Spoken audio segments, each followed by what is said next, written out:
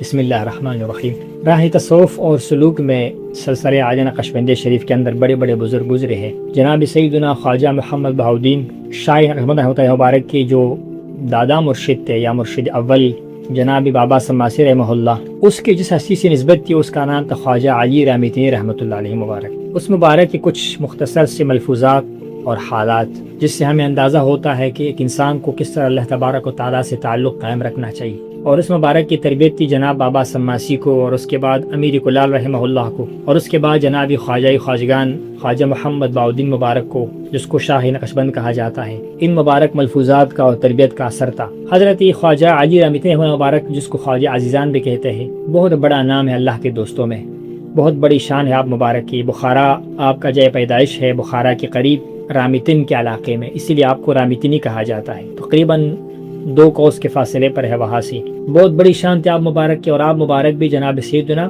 خضر علیہ السلام مبارک کے صحبت دار تھے، اس مبارک سے تعلیم لیتے تھے، اس مبارک سے فیض حاصل کرتے تھے۔ عام لوگ اس چیز کو نہیں سمجھتے ہیں، لیکن اللہ تبارک و تعالیٰ کے دوستوں پر اللہ تعالیٰ کا یہ کرم ہوتا ہے۔ بہرحال آپ مبارک بڑی شان والے تھے، بچپن ہی سے پھر جوانی میں صاحب حال تھے، صاحب کمال تھے۔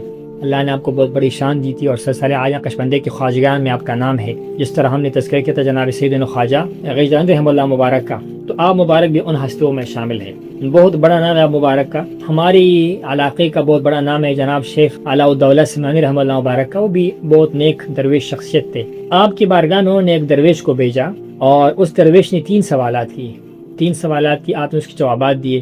اس سے آپ اندازہ لگا لیجیے گا کہ اس مبارک کا شان کیا تھا، ذوق کیا تھا، باطنی فکر کیا تھی۔ اس نے سوال کیا کہ لوگوں کو ہم دعوت دیتے ہیں، لوگ ہمارے پاس آتے ہیں، ہم تکلف کرتے ہیں، ان کو کھانا کھلاتے ہیں بڑے تکلف کے ساتھ، اور آپ تکلف نہیں کرتے ہیں، جو بھی لنگرن ہے وہ کھلا دیتے ہیں، لیکن لوگ ہم سے خوش نہیں ہوتے، آپ سے خوش ہوتے ہیں، یہ کیا معاملہ ہے؟ تو آپ نے جواب دیا، احسان رکھ کر خدمت کرنے والے بہت ہیں، خدمت تو کرتے ہیں لیکن احسان جتلانے والے، احسان کا خیال رکھنے والے، لیکن اصل بات یہ ہے کہ کچھ لوگ جو ہے وہ دوسرا کا احسان اپنے اوپر لے لوگ کھلاتے بھی ہیں، اور اس کا احسان اپنے اوپر لیتے ہیں کہ اللہ نے مجھ پر کرم کیا، یہ بندہ میرے پاس ہے، اس نے کھایا، ان کو فائدہ ہوا، یا اللہ تیرا شکر ہے۔ فرمایا کوشش کرو دوسرے نمبر والے لوگوں میں خود کو شمار کرو۔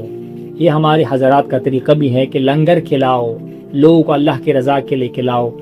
سب سے بڑا صدقہ کیا ہے؟ بھوکوں کو کھلانا۔ اہل اللہ کے لنگر چلتا ہے، اور اللہ تعالیٰ پھر اس کے وفات کے بعد بھی لنگر کو چلاتا رہتا ہے۔ وہی چیز جو بنیاد اس کے مضبوط ہو، وہ پھر مستقیماً استقلال کے ساتھ چلتے رہتے ہیں۔ سوال نمبر 1 تھا۔ سوال نمبر 2 کیا کیا؟ اس نے سوال کی کہ حضرت کہ ہم نے سنا ہے کہ جناب خضر آپ کی تربیت فرماتا ہے، یعنی ہماری بھی خواہش ہے کہ ان سے ہماری ملاقات ہو جائے، ان سے ہم گفتگو کریں، ان سے ہم استفادہ کریں۔ آپ نے جواب دیا، ایک ہی لفظ میں جواب دیا، لیکن بہت بڑا جواب ہے۔ جواب دیا کہ اللہ کے بندے وہ ہے جس کا اس ذات کے ساتھ محبت ہے عشق کے درجے میں، کہ جس کا جناب خضر بھی عاشق ہے۔ یعنی ہم چونکہ رب سے محبت کرتے ہیں، ہمارا رب سے تعلق ہے، اللہ تعالیٰ سے تعلق ہے، اور قوی تعلق ہے، اسی لیے جناب خضر خود ہمارے پاس تشریف لے آتے ہیں ہمیں سمجھانے کے لیے اور ہمیں فائدہ پہنچانے کے لیے۔ وہ خود مقصد یہ ہے کہ مقصود اللہ تبارک و تعالیٰ کی ذات ہونے چاہیے۔ سبحان اللہ، اللہ ہمیں جذبہ نصیب فرمائے۔ اور تیسرا سوال کیا کیا؟ سوال یہ کیا کہ آپ ذکر جہری بھی کرتے ہیں۔ اکثر و بیشتر ہمارے کچھ لوگ جو سلسلہ عالیہ نقشبندی صفحے کے ساتھ وابستہ نہیں ہوتے ہیں، کچھ لوگ یہ سوال کرتے ہیں کہ آپ لوگ ذکر جہری کرتے ہیں، حالانکہ طریقے نقشبندی کے اندر تو ذکر جہری نہیں۔ اس کا تحقیقی جواب تو یہ ہے کہ ہم جو لوگ ذکر کرتے ہیں نا، وہ خود طریقے نقشبندیہ مکمل کر چکے ہوتے ہیں۔ ہمارے ہاں نقشبندی کے بعد چشتی شریف، قادر شریف اور طریقے سرورد دیا جاتا ہے، ان کے لیے ذکر جہری کرنے میں کوئی حرج نہیں ہے، لطیفہ نفسی کے بعد ذکر جہری کیا جا سکتا ہے۔ لیکن یہاں پر انہوں نے کیا جواب دیا؟ سوال کیا کہ آپ ذکر جہری کرتے ہیں، فرماتے ہمیں پتہ چلا ہے کہ آپ لوگ ذکر خفی کرتے ہیں، فلہذا آپ کا ذکر بھی جہری ہوا۔ جب ہمیں پتہ چلا کہ آپ ذکر خفی کرتے ہیں، تو اس کا مطلب یہ ہے کہ آپ کا ذکر بھی لوگوں کو پتہ چلا، علانیہ ہوا، سب کو آگاہی ہوئی۔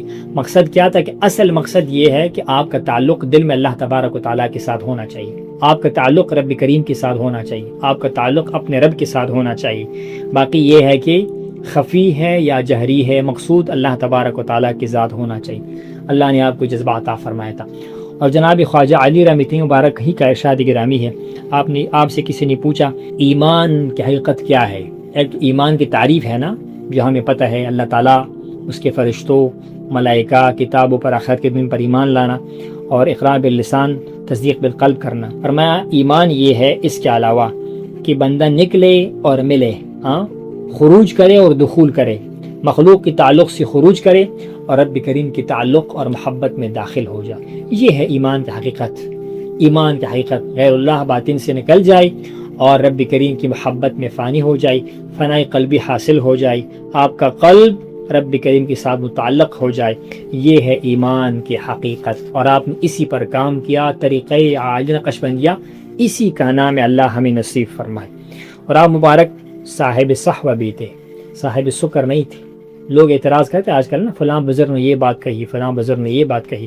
تو حضرات نقشبندیہ کا میدان صحوہ کی طرف ہے، وہ کہتے ہیں سکر کی طرف نہیں جانا چاہیے۔ ہاں سکر کی حالت کبھی کبھار طاری ہو جاتی ہے، بندہ معذور ہوتا ہے، وہ بندہ اللہ کا بندہ ہوتا ہے، اس کی زندگی اللہ کی یاد میں بسر ہوتی ہے، ایک خاص حالت آتی ہے، انسان ضعیف ہے، کمزور ہے، کبھی کبھار بتقاضۂ بشری یا محبت کے غلبے کی وجہ سے انسان کی زبان سے ایسے الفاظ نکلتے ہیں جس کے ایسے میں حمل ڈھونڈنا پڑتا ہے۔ کسی نے کہا کہ جناب منصور رحمہ اللہ نے جو ہے وہ یہ کہا تھا کہ انا الحق۔ آپ نے فرمایا کاش ہمارے مرشد دادا مرشد خواجہ عبدالخالق غجدوانی کا ایک توجہ والا مرید وہاں پہ موجود ہوتا، ایک صاحب توجہ مرید وہاں پہ موجود ہوتا، منصور ہرگز تخت دار پر نہ چڑھتے، اس کو فوراً سکر سے نکال لیتے اس مبارک کو اور صح میں پہنچا دیتے۔ اب یہ اللہ کی باتیں ہیں، بڑے لوگ ہیں، بڑی باتیں فرما سکتے ہیں، مقصد یہ تھا کہ ہمارا جو رجحان ہے وہ صحوہ کی طرف ہے، صحوہ کی طرف ہے، ہم مستی کے بجائے ہوش میں رہتے ہیں، اور ہم جناب والا ہمیشہ اللہ تبارک و تعالیٰ کی بارگاہ میں ادب کے ساتھ رہتے ہیں، وہی بات زبان سے نکالیں گے جس کے ہمیں اجازت ہوگی۔ یا مبارک کا شان ہے۔ پھر آپ مبارک کے ساتھ فرماتا ہے یاد رکھو اللہ والوں کے ساتھ ہم نشینی رکھو، اللہ کے دوستوں کے ساتھ تعلق بناؤ، اگر چاہو کہ اللہ کے ساتھ بیٹھنا ہے تو اللہ کے دوستوں کے ساتھ بیٹھو۔ اور آپ مبارک شعر پڑھتے تھے کہ ہر کے خواہد ہم نشینی باخدا، وہ نشین در حضوری اولیاء، جو اللہ تعالیٰ کے ساتھ بیٹھنا چاہتا ہے وہ اللہ تعالیٰ کے دوستوں کے ساتھ۔ پھر کسی نے کہا دعا کرتے ہیں دعا قبول نہیں ہوتی ہے، آپ نے فرمایا اس زبان کے ساتھ دعا مانگو کہ جس نے کبھی گناہ نہ کیا ہو۔ مقصد یہ ہے کہ اللہ تبارک و تعالیٰ کے دوستوں کے سامنے تواضع کرو، نیازمندی کرو، ان کو راضی کرو تاکہ وہ تمہارے لیے دعا کرے، وہ تمہارے لیے دعا کرے اور اس کی دعا اللہ تعالیٰ قبول فرما دیتا ہے، تو تمہارے حق میں اس کی دعا کیا ہوگی؟ وہ قبول ہوگی۔ اور آپ نے یہ عظیم شعر پڑھا سالکین کو سمجھانے کے لیے، خبردار اس بندے کے ساتھ مت بیٹھو، اس بندے کے ساتھ مت بیٹھو جو تمہارے باطن سے غیر اللہ کو ختم نہ کرے، جو آب و گل کی قدرت ہے، عناصر کی عدم اعتدال کو آپ سے دور نہ کرے، اس کے ساتھ مت بیٹھو۔ فارسی میں شعر پڑھا، مشہور شعر ہے، باہر کے نشستی و نشد جمع دلت وستون رویت صحبت آبو گلت، زنہار صحبت گریزان باش وگر نہ کن دوح عزیزان تھرا بحلت۔ جس بندے کے ساتھ بیٹھو اور تمہیں جمعیت حاصل نہ ہو جائے، آب و گل مٹی اور پانی کی قدرتیں تجھ سے دور نہ ہو، غصہ، حسد، کینہ، نفرت، دنیا کی محبت وغیرہ آپ سے دور نہ ہو، خبردار اس بندے کی صحبت سے دور رہو، اس سے الگ رہو، ورنہ میں تجھے معاف نہیں کروں گا۔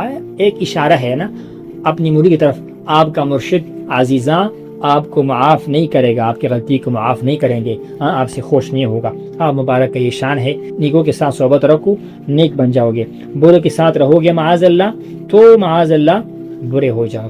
اور ایک اور بات آپ نے ارشاد فرمائی، اس بارے میں ارشاد فرمایا کہ بظاہر جو ہے ہم لوگوں کے ساتھ بیٹھتے ہیں، بازار میں جاتے ہیں، کاروبار کرتے، آپ نے کہا ہم اپنے قلب کی حفاظت کرنے والے اور سالک کو قلب کی حفاظت کرنے والا ہونا چاہیے۔ تو آپ نے ارشاد فرمایا کہ در یمنی کہ بامنی پیش منی اور پیش منی کہ بے منی در یمنی، ہمیشہ رب کے ساتھ رہو، چاہے آپ یمن میں رہو، اگر میرے ساتھ رہو گے، آپ کا دل میرے ساتھ ہوگا تو گویا تم میرے ساتھ ہے، اور اگر میرے ساتھ ہے لیکن مجھ سے الگ ہے تو پھر آپ یمن کے اندر ہے۔ مقصد کیا ہوا؟ اللہ کریم کے ساتھ آپ کا تعلق ہونا چاہیے، تمہارے دل کے خانے میں رب کریم کی محبت ہونی چاہیے، حضور مع اللہ ہونا چاہیے، جمعیت ہونا چاہیے۔ حضرات نقشبند کی انفرادیت ہے کہ وہ اس مقام کی طرف متوجہ ہوتے ہیں جس کے بارے میں ارشاد ہوا ان تعبد اللہ کانک تراہ، یا رب کو دیکھ رہے ہو، فإن لم تکن تراہ فإنہ یراک۔ اگر یہ کیفیت نہیں ہے اعلیٰ درجہ تو یہ تو ہونا چاہیے کہ رب تو مجھے دیکھ رہا ہے۔ سبحان اللہ۔ ایک سالک کا مجھے واقعہ یاد آیا، باہر سے آیا ہوا تھا اور نماز کے اندر چیختا تھا، چلاتا تھا، کہتے ہیں مجھ سے لوگوں نے اعتراض کیا، میرے گھر والے مخالف تھے، میرے رشتہ دار مخالف تھے، سب اکٹھے ہو گئی، نماز میں آپ کھڑے ہوتے ہو تو آپ کی منہ سے آواز نکلتی، تمہارا نماز خراب ہو گیا، تمہارا نماز فاسد ہو گیا۔ تو میں نے ایک ہی جواب دیا، سب خاموش ہو گئے۔ میں نے کہا ٹھیک ہے، میں آپ لوگوں سے ایک درخواست کرتا ہوں کہ آپ لوگ نماز میں کھڑے ہو جاؤ، لیکن اس یقین کے ساتھ کھڑے ہو جاؤ، اس عقیدے کے ساتھ کھڑے ہو جاؤ کہ رب کریم کو میں خود دیکھ رہا ہوں۔ آپ اس یقین کے ساتھ کھڑے ہو جاؤ، میں دیکھوں گا تمہاری نماز میں تبدیلی آئے گی کہ نہیں آئے گی۔ الحمدللہ میں جب بھی نماز پڑھتا ہوں اس یقین کے ساتھ پڑھتا ہوں کہ بلا کیف میں رب کریم کو دیکھ رہا ہوں۔ جب میں تصور کرتا ہوں میرے اوپر یہ حالت طاری ہوتی ہے، میرے اندر کیفیت پیدا ہوتا ہے۔ اور یہ فقہ کتابوں کے اندر لکھا ہوا ہے نا، اگر کسی بندے کی منہ سے آہ نکلے جنت جہنم کے ذکر سے، رب کریم کی خوف اور محبت میں، اس کی نماز فاسد نہیں ہوتی، بلکہ تو خشوع پر دعوت کرتے، اس کی نماز اور زیادہ پسندیدہ ہو گئی، اور زیادہ جو ہے وہ کیا ہو گئی، قبولیت کے قابل ہو گئی۔ یہ مبارک کے ارشاد گرامی ہے، آپ نے طریقین نقشبندی کی بنیادوں کو استوار کیا، اس کے بارے میں تعلیمات ارشاد فرمائی، اور آپ نے یہ بتایا کہ اگر آپ کا مرشد کہیں دور بھی ہے یا اگر آپ کا مرشد فوت بھی ہوا ہے، اس کے ساتھ آپ کا تصور اور رابطہ اتنا قوی ہونا چاہیے وہ آپ شیخ کے پاس، آپ کمرے کے اندر اکیلے بھی ہے تو آپ غافل نہیں رہو گے، آپ بازار میں بھی ہوگے تو فلسفہ کیا بتا دیا کہ دس بکار و دل بیار، دل میں اللہ کی یاد اور محبت، ہاتھ سے کام کرو، کاروبار کرو، رزق کرو، کوئی بات نہیں ہے، لیکن دل رب کریم کی بارگاہ کی طرف متوجہ ہونا چاہیے۔ یا مبارک کی جو ہے وہ تربیت ہے اور آپ مبارک کی تعلیمات ہے، اللہ نے آپ کو یہ شان اور یہ جو ہے وہ کیا یہ مقامات عطا فرمائے تھے، اور آپ مبارک نے یہ ارشاد فرمایا کہ بندہ تو خدا نہیں بن سکتا، ہم اللہ کے بندے ہیں، عاجز ہے، لیکن بندہ اللہ تبارک و تعالیٰ کی صفات سے متصف ہو سکتا ہے۔ مثال کیا فرماتے ہیں، اللہ تعالیٰ کا صفت ہے کہ وہ غنی ہے، انسان اپنے اندر اتنے کمالات پیدا کرے کہ باقی مخلوق سے وہ مستغنی ہو جائے۔ رب کریم کی صفت صمد ہے، بے نیاز ہے، بندہ اللہ کا اتنا نیازمند ہو جائے، اتنا اللہ تعالیٰ کے ساتھ اس کا تعلق بن جائے کہ باقی مخلوق سے وہ بے نیاز ہو جائے۔ تو فرماتے ہیں اس سالک صوفی عارف کو متخلق باخلاق اللہ ہونا چاہیے، متصف اللہ کی صفات سے ہونا چاہیے۔ پھر آپ نے ارشاد فرمایا جب تک انسان کو تجرید قلبی حاصل نہ ہو، دل کی تجرید حاصل نہ ہو، تجرید کا معنی یعنی صفائی، بلا تشبیہ، جس طرح ایک پودا ہے اس کے اندر مختلف شاخیں آ گئی، پھیلتا گیا تو درخت کا شکل بھی خراب ہوتا ہے، اس کا انور بھی خراب ہوتا ہے، اور اس کی تجرید کیسی ہوگی، اس کی نیچے سے جو ہے کچرے کو اکٹھا کرو، فضول گھاس کو نکالو، اس کے سائڈوں کو ختم کرو، درخت رہے گا، اس کا پھل تازہ رہے گا، اس کی حفاظت دیکھ بھال آسان ہو جائے گی۔ سالک اپنے دل میں تجرید یعنی غیر اللہ کو نکالو، ایک دل ہے اس میں ایک ہی محبوب ہونا چاہیے، اللہ کی محبت ہونا چاہیے۔ آپ نے فرمایا کہ اس لیے ارشاد ہوا اس وقت تک بڑائی حاصل نہیں کر سکتے، قرآن پاک کے اندر ہے نا، جب تک اس چیز کو اللہ کے راستے میں خرچ نہ کرو کہ تمہیں سب سے زیادہ محبوب ہے۔ تو انسان کے بدن میں سب سے محبوب ترین چیز کیا ہے، اس کا قلب اور دل ہے، جو مغز ہے، اور اس قلب میں اس ذات کو ہونا چاہیے جو سب سے عظیم ذات اللہ تبارک و تعالیٰ ہے۔ یہ تجرید ہونا چاہیے، سوری بھی اور معنی بھی۔ بہرحال خلاصہ یہ ہے کہ آپ مبارک کی تعلیمات وہ بہت اعلیٰ تعلیمات ہے۔ تجرید سے آپ مبارک کا میں خلاصہ ضمن عرض کروں کہ آپ نے خود ارشاد فرمایا، خواجہ علی رحمہ اللہ نے، کسی نے سوال کیا کہ انبیاء کے پاس بڑی دولتیں تھی، جناب سلیمان کے پاس، جناب داؤد کے پاس، جناب ابراہیم مبارک کے پاس بھی کسی زمانے میں بہت کچھ تھا، تو یہ تو تجرید نہیں ہوا نا؟ تو آپ نے ارشاد فرمایا ان کو معنوی تجرید حاصل تھی، دنیا ساتھ، دولت ساتھ، بچے ساتھ، کنیزی، لیکن ان کے دل میں رب کی محبت ہوتی تھی، وہ جو کچھ بھی کرتے تھے اللہ کریم کی محبت۔ جناب سکندر ذوالقرنین، ان کے پاس سلطنت تھی لیکن اس کو نقصان نہیں پہنچا سکی، اس نے اپنے دل میں محبت خدا کے سوا کسی چیز کو محبت نہیں دی، راہ نہیں دی، وہ سب کو خدا کی ملکیت سمجھتے تھے، اللہ کی طرف سے سمجھتے تھے۔ مقصد یہ ہوا بظاہر دنیا دار ہونا بری بات نہیں ہے، لیکن تجرید معنوی ہونی چاہیے۔ یہی فلسفہ ہمارے مشائخ کا ہے، جناب سیدنا مبارک رحمہ اللہ، ہمارے مرشد مبارک، آپ اکثر بیشتر فرماتے تھے کہ دنیا بری نہیں ہے، دنیا کی محبت جو ہے بری ہے۔ دنیا حاصل کرنا، کاروبار کرنا، رزق حلال کمانا، عزت کے لیے، بچوں کے لیے، اللہ کے راستے میں لٹانے کے لیے بہترین صفت ہے، لیکن کیا ہے، اس کی محبت نہیں ہونی چاہیے، اس کے ساتھ اتنا تعلق نہیں ہونا چاہیے کہ جناب والا انسان بالکل اللہ تعالیٰ کی یاد سے غافل ہو جائے۔ پھر آپ مبارک ہی کا ارشاد گرامی ہے، کسی نے پوچھا نا کہ مرد کون ہے؟ مرد، آپ نے کہا 3 قسم کے مرد ہیں، اللہ اکبر کبیرہ، 3 قسم کے مرد ہیں۔ ایک وہ ہے کہ جو نامرد مرد ہے لیکن اصل میں نامرد ہے، انسان نہیں ہے، بس بایا نام انسان کرنا، منافق ہے، یہ مسلمانوں کی بات کر رہے ہیں. وہ منافق کہ جو اگر ذکر بھی کرے نا، ذکر اللہ کو یاد بھی کرے تو وہ اللہ کے لیے نہ کرے، ذکر کرے خدا کے لیے نہ کرے، کسی مقصد کے لیے ذکر کرے، ریاکاری کے لیے کرے، کسی لالچ کے تحت ذکر کرے، یا کرے غفلت کے ساتھ کرے، بے دلی کے ساتھ کرے. منافقین کی پہچان کیا ہے؟ نماز کے جب کھڑے ہوتے ہیں سستی کے ساتھ کھڑے ہوتے ہیں، بے دلی کے ساتھ کھڑے ہوتے ہیں. اللہ تعالیٰ ہمیں نجات نصیب فرمائے. پھر فرمائے ایک آدھا مرد ہے، مرد بھی ہے اور نامردوں کی طرح بھی ہے. فرمایا وہ کون ہے؟ وہ شخص ہے ذکر کرتا ہے تو آدھا ذکر کرتا ہے، یعنی اگر وہ زبان سے ذکر کرتا ہے تو اس کا قلب غافل ہوا. کبھی قلب سے ذکر کرے اس میں لذت تو حاصل ہوتی ہے، لیکن پھر وہ جلدی خاموش ہو جاتا ہے، یعنی اس کا ذکر مسلسل نہیں ہوتا، بالدوام نہیں ہوتا، قلب اور زبان دونوں کے ساتھ نہیں ہوتا. اور مرد وہ ہے سبحان اللہ جو نقشبندیوں کا پہچان ہے. ہاں مرد کون ہے؟